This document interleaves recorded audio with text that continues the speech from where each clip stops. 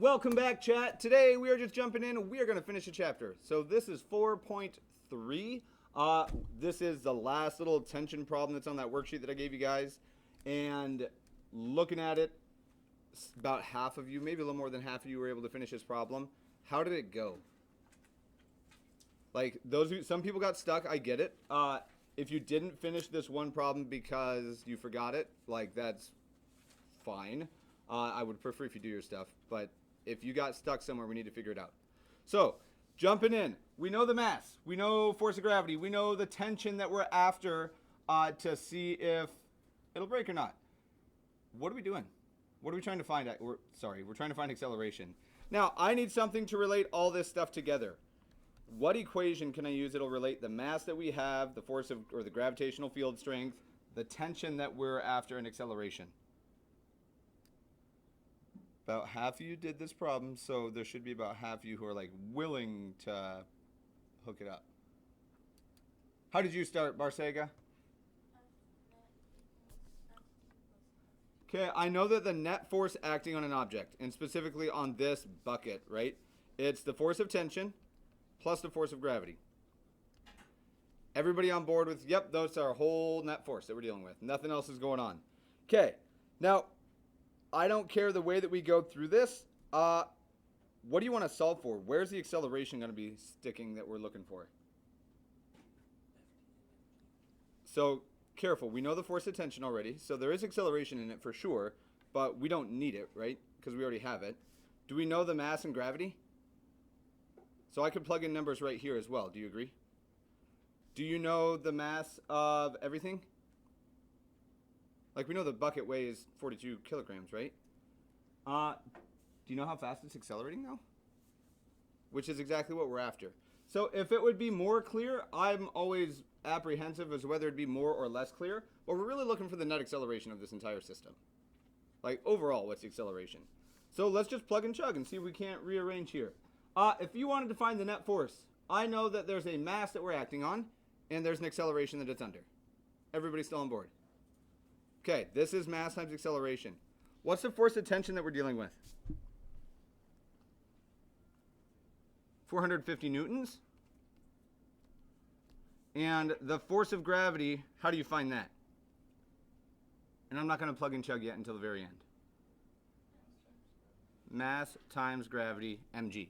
Okay, all that we've done is we've plugged stuff in. Could I get a number for this, Fg, if I really wanted to, the weight of this object?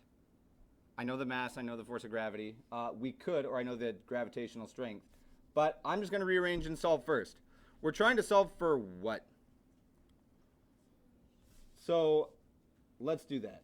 Do you want to plug in now or rearrange and then solve? And maybe we could just rearrange it right now pretty easily. What would you do to both sides?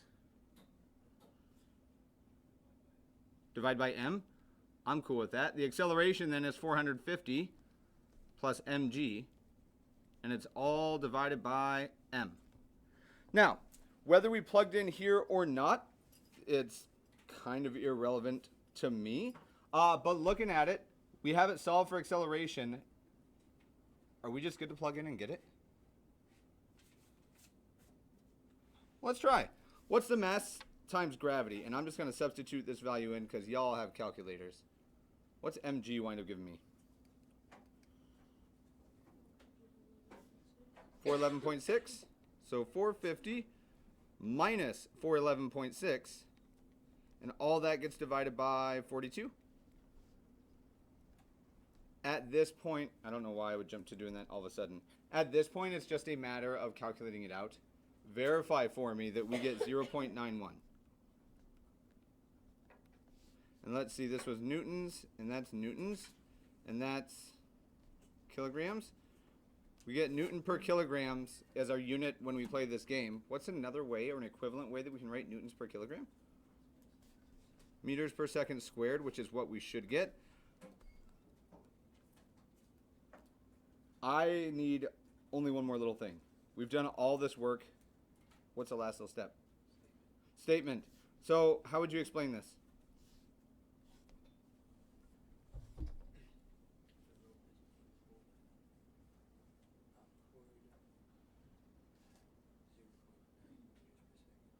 So I would say it's accelerating upward at this rate. But alternatively, be careful, because the question wasn't just what's the acceleration. The actual question is what's the greatest acceleration that they can give this without the possibility of it breaking. I know that it can survive 450 newtons. So the bucket can have a max, or has a max, instead of making that uglier, has a max upward acceleration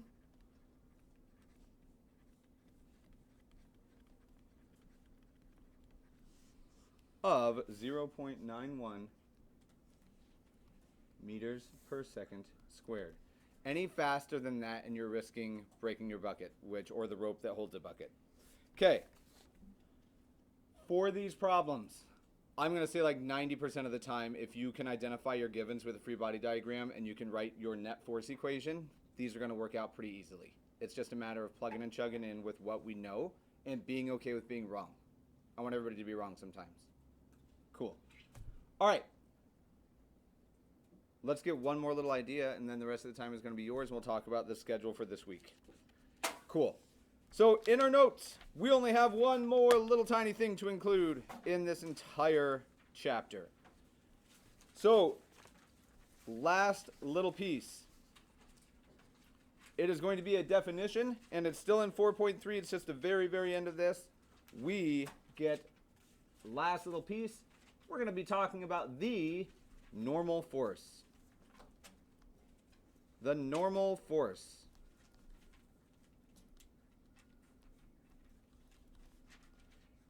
And then I'll wait till everybody's all caught up, and I will show you, and I'm going to make this one bold. When we are talking about the normal force, it's a force, we're going to use F obviously, but we use a capital N as a subscript. The normal force, it shows up all over the place. Eventually we'll get to use this fancy idea of trigonometry to make sense of this normal force, but we're not quite there yet because we're still in one dimension. Okay. First little check. All of you took physical science as freshmen. I do not know, and it depends on who your teacher was and how the year went. Do you guys ever remember talking about the normal force? All right, so that's okay. Totally. There is a super duper easy way to calculate the normal force once you get calculus. I'll come talk to you in just a second, okay? Now, as we get the normal force, right now we know that as you're sitting on your chair, gravity is pulling you down towards the center of the earth, and you are exerting a force on your chair, right? And simultaneously, the chair is exerting a force back up at you. What law is that? Not second. Newton's third law. Okay. Now, looking at it, we know it's equal but opposite, right? Equal in magnitude but opposite in direction. As we go further with this idea can get just a little bit more complex, and we'll look at it. But we're just going to say that this is the force that a surface, and I'm going to specify the contact force. The contact force that a surface exerts on an object in equilibrium.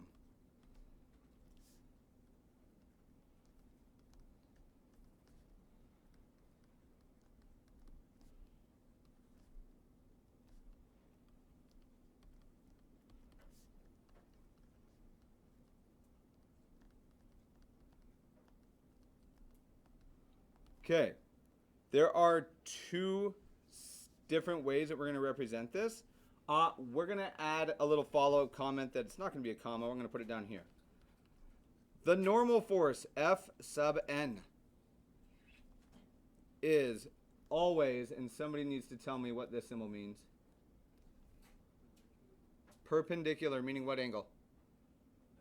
90 degrees. The normal force is perpendicular to the surface. Now, we'll see pretty quickly how the trigonometry might tie in here, but there's really only two different situations that we have to worry about, but they're both represented in a pretty similar fashion.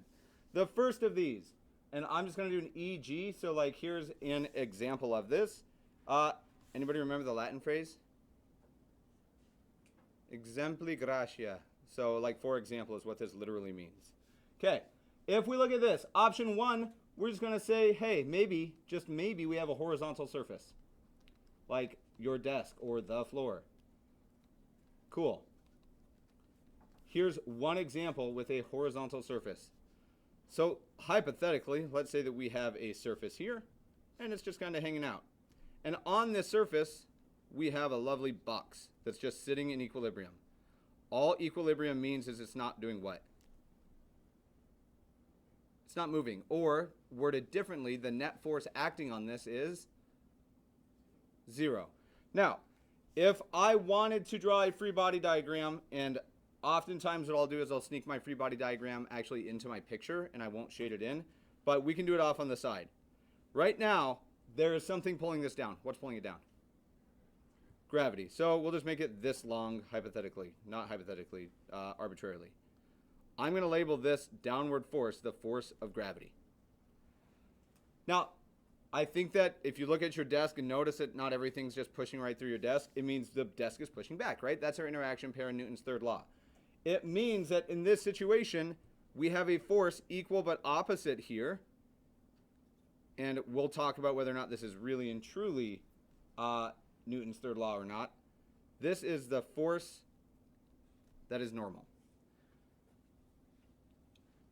Now, I am going to keep referencing with really loose language whether or not we're using Newton's third law. The way we draw in this free body diagram isn't Newton's third law.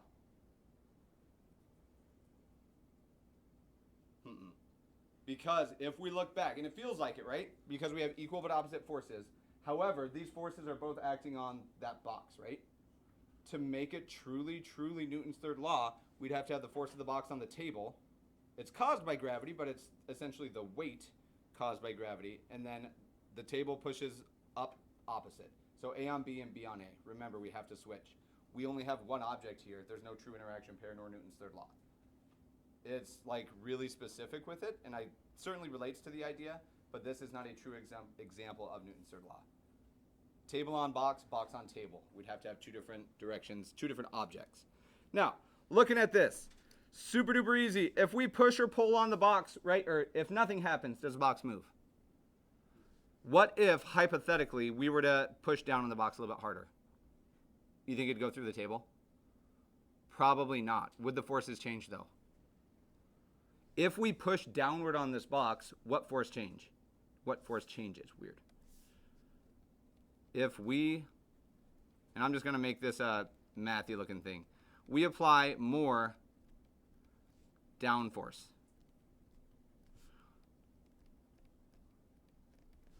Then what force would have to change? Does the force of gravity wind up changing if we push down on something? The normal force will have to change, right? Specifically, the normal force will get what if we have more downward force? It gets bigger, right? So we apply more down force, and then what we're going to see, and I'm going to be, the normal force increases. All right. Similarly, if we have this calculator, right now there's a normal force pushing up on it. If I lift it, but I'm not really lifting it enough to move it, does my normal force change? Yeah, my normal force gets lighter because now there's less force pushing down on it. Okay, horizontal surfaces, super chill, easy to deal with. Here's what I want you guys to attempt, and I would say don't write this like super hard with your stuff, but horizontal surfaces are as nice as you can get. What is maybe a little bit more complicated than a horizontal surface? So diagonal or a slanted surface, right? Or sloped surface. This is the other situation. And we're not to the point of dealing with this like super hardcore yet, but I want to make sure that we're aware of it. If I have a sloped surface, let's say that here's this lovely incline, and I have the same or a box still sitting on this incline.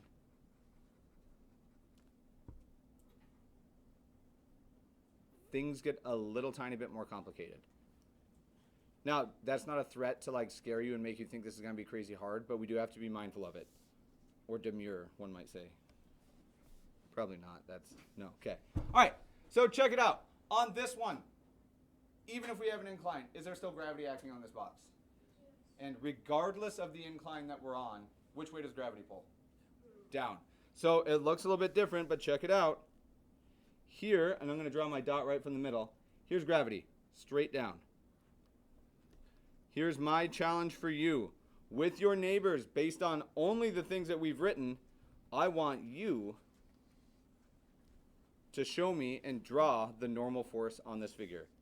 I'll give you a moment. Let's see here. A lot of people have drawn this. Before you commit to just having that as well, though, let me Control Z my way out of this. When we go back up, so it's the force that the surface exerts, and it's always what to the surface? Perpendicular, which means if we want to sketch this normal force, it needs to be perpendicular to the surface. Now, here is the challenging part that I want you to at least think about. I don't know for sure whether this should be smaller, bigger, or the same size as gravity. What do you guys think? You say smaller? Why? I think because it's like angle that doesn't have as much strength, so force of gravity is going to pull it like downward but sideways. So, but check this out. Remember that this object we're saying is in equilibrium. And I'm going to make this exaggerated just so it's really clear, like at an angle on mine.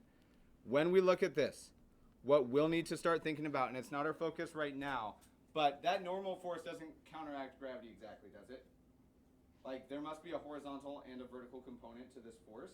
That friction must overcome the horizontal component, otherwise we'd be sliding down this ramp. But then there's another thing that's going up. When we look at these, what will wind up happening, and you don't have to draw this, but I'm going to zoom in a bit here just to look at it. Okay. We're going to go in white so you don't have to write it, okay? But I just want to talk about this so we can see where it's going. As we look at this, do you agree that if we're dealing with a problem like this, I'm probably going to tell you how inclined it is? So there'd probably be an angle theta right here. Everybody agree that probably be useful? And this angle is, if this is truly horizontal, what is this angle going to be? 90. So the whole straight thing would be 180. You're right. Now looking at this, is there also... could we imagine that there's a triangle up here as well? Now, what will wind up happening, and if you want to think about this before, I'm cool with it. We have a right angle here. There is an angle theta that shows up somewhere in here, but through triangle similarity is the only way that we're going to be able to really indicate what triangle is which. This little portion right here is the only section of the normal force that's going to wind up counteracting gravity, and we use trigonometry eventually, not today, not tomorrow, but we're going to use trig to get it. Okay, cool. Slope surfaces can get a little bit more complex or complicated, but not in an unreasonable fashion. All right, so here's what I'm thinking for the end of this chapter. We just finished. That's the whole chapter. Going through stuff. We have the PSAT tomorrow, which really kind of throws an issue into like my whole weekly plans. Today, I'm going to hand you guys a study guide that is going to be due on Wednesday at the start of class. Wednesday, we'll go through it. We'll talk about it. Do you want help making note cards for this chapter? Okay, so Wednesday then, we'll go through the study guide, talk about answers. It is going to be due, just so you know. It's completion, but I want you to actually try it. It is a pretty vocab-heavy study guide with only a few like concrete problems. On Wednesday, when we meet again, we'll go through a few more problems if you guys would like. I'll help you make a note card, and then it's kind of a bummer, but we're going to have our test on either Monday next week, so after the long weekend, which kind of sucks, or we can push back the test until like Friday or Thursday and do our egg drop first to make sure that we're back in the zone. Anybody have strong preference on whether we do test Monday and then egg drop, or egg drop and then test? Egg drop then test? So my only concern with that is it means that from the last lecture today, we're going like a week or more before our next test. Everybody still want egg drop first? Okay, cool. So we will start looking at this then. I'm going to distribute to you guys the study guide, which is a ton of vocab stuff, but there are also problems in there. Cool. The rest of the time today is yours to work on this.